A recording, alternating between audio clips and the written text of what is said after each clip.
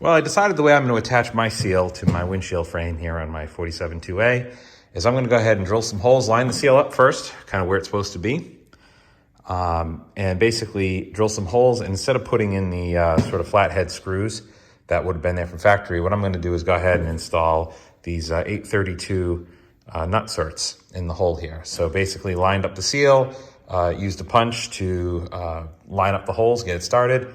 Just used a drill here, drill the holes, and then here with the nut cert, this little handheld nut cert I got on Amazon. Gonna go ahead and just, I'll show you here on the video real quick. You just pop it in the hole here.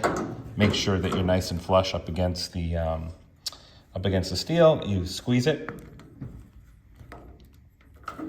And what we'll do is we just unscrew the nut cert tool from the nut itself. And I was a little worried about this at first because we're sort of installing this on somewhat of a non-flat surface, but the test that I've been running, it feels like this is in there pretty solid. And here we'll just put an 832-inch screw in here so you can kind of just see how that works. Goes in nice and simple, nice and easy. There's a lot of thread for this to grab onto. And we'll go ahead and put the seal up against it. You know, we stick that through the hole there and tighten it up. So overall, it's a pretty simple process. And like I said, I'm just doing it for ease of installation and removal. Going to have the windshield painted, so the seal will be out in and out a couple of times.